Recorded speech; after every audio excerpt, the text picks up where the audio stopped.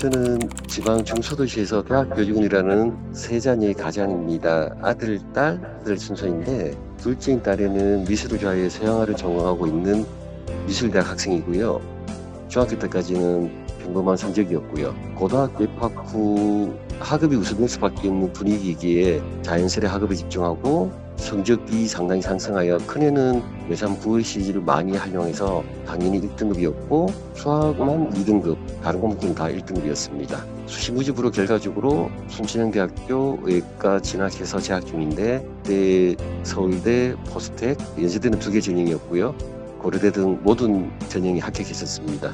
작은애는 큰애와 3년 차이라서 입학할 때 좋은 성적으로 의대 진학하는 형의 모습을 보면서 자연스레 학업에 집중하였고 좀처럼 매삼 국어시를 활용해 1등급이었고요. 물리를 제외하고는 다른 과목들도 1등급이어서 좋은 수능을 얻었고요. 계명대학교 의과 재학 중이고 포스텍, 경북대 약학과 등에 합격하였습니다.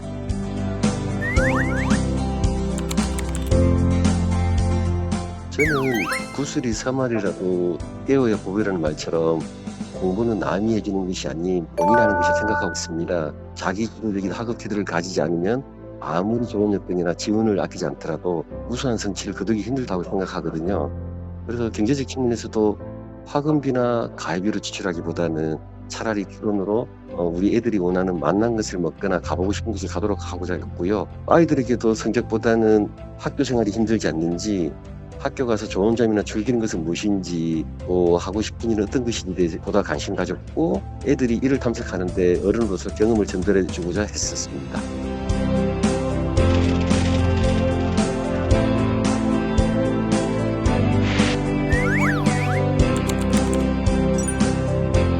무엇을 하고 싶은지 또 어떻게 사는 것이 바람직할 것인지에 대해서 자기의 주관을 정립해 나가기를 바랬습니다. 지금 당장의 성적에 의존하면은 오히려 학업을 멀리하게 될 수도 있다고 생각했거든요. 큰애가 고등학생이 되어서 스스로 성적을 내키게 되는 4월 시점에 영어학원을 보내줄 것을 제 결정이 왔었어요. 뭐랄까요, 맞춤형 영어 내신 학원 정보를 듣고 성적을 잘 받고 싶은 의지를 보인 것이지요.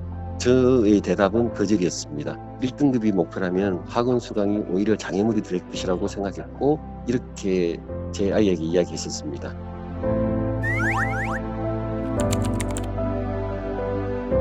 저 아이도 마찬가지로 노는 것도 아니고 공부를 하고 싶어 학원 가겠다는데 왜 반대할까는 의아함을 가지는 듯 했었습니다. 어느 방법이 맞고 틀리는지 정답은 당연히 없는 것이겠지만은 제 소신은 공부든 또는 일에 관한 것이든 가르쳐 주는 것이 아닌 배우는 것이 나오는 것이고, 이렇게 제 아이에게도 설명해 줘도 이해가 되지 않은 채 제 아이는 그 당시엔 그저 받아들일 수밖에 없는 상황이었고요. 그 이후에는 인터넷 강의와 참고서를 스스로 탐색하고 선생님들에게 더 물어보는 습관이 형성됐다고 생각되고요. 1학년 2학기가 끝나갈 때쯤에는 제 생각에 빗장 붙이고 동의해 주었습니다.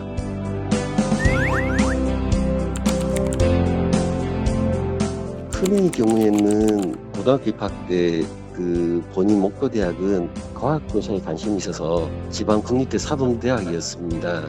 그래서 제가 아이에게 부탁한 중3 겨울방학 동안 배치공사 공부를 하라고 했었어요. 제가 처음으로 아이에게 학업에 대한 요구를 한 것이기도 하고요. 왜냐하면 당시 그 고등학교에 상위 30명 정원으로 특설반이 운영되고 있었는데 이 정원 30명 이내라면은 그 아이가 목표한 지방 국립대 사범대학에 입학 가능한 수준이라고 들었거든요. 그래서 중학교 내신으로는 이보다 낮은 성적이라서 배치고사를 잘 치르기가 가능했기 때문에 이 중3 겨울방에는 공부를 하라고 했었습니다. 이것이 저와 아들이 학업에 있어서는 첫 설정한 반강제적 목표인데 배치고사 결과 상위 6등이어서 아이 스스로도 깜짝 놀랐고 그렇기 때문에 더 성취욕이 생긴 듯하고 고등학교 가서 더 공부에 매진하는 계기가 되었다고 생각됩니다.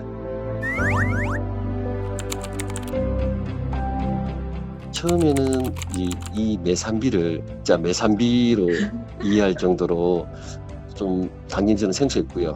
이제 나중에 매일 3번의 의미라는 것을 설명 듣고 그때부터는 확실히 기억했습니다.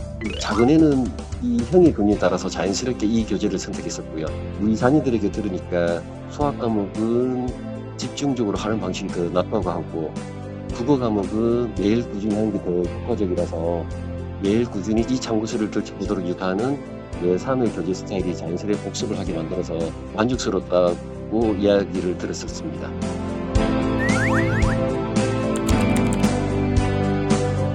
한 가지 일화라면은 그 자녀들에게 용돈을 주기 시작한 게 대략 초등학교 5학년 때쯤부터였는데요. 그때부터 이제 용돈을 매월 1일하고 16일 한 달에 2번 주면서 책 한 권 읽기를 조건으로 내걸었었습니다. 이러한 복습 습관을 몸에 배도록 한 것이 국어도 그렇고 다른 학업 성적의 기초가 되었다고 생각합니다.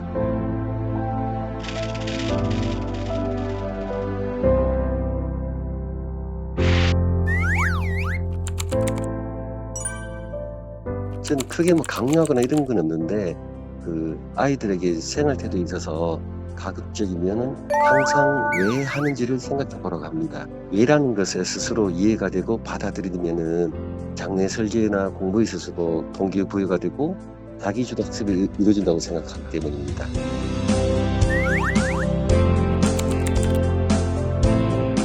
저는 이제 솔직히 의대 진학을 매우 강하게 반대했었습니다. 그 이유는 오히려 우리 자녀들의 성장을 멈추게 한다고 생각하기 때문이었거든요.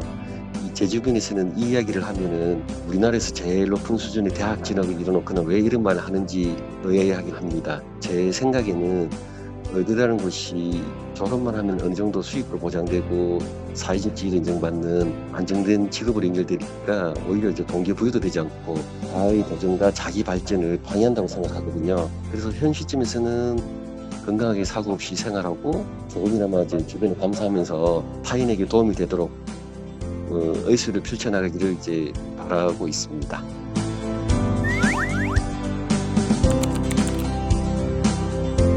다른 주변 이제 여러분들도 저에게 성공 비결을 좀 물은 경우가 있기는 합니다. 제 답변은 자녀의 학업 수준을 남과 비교하지 않는 것이 무엇보다 중요하다고 이야기합니다.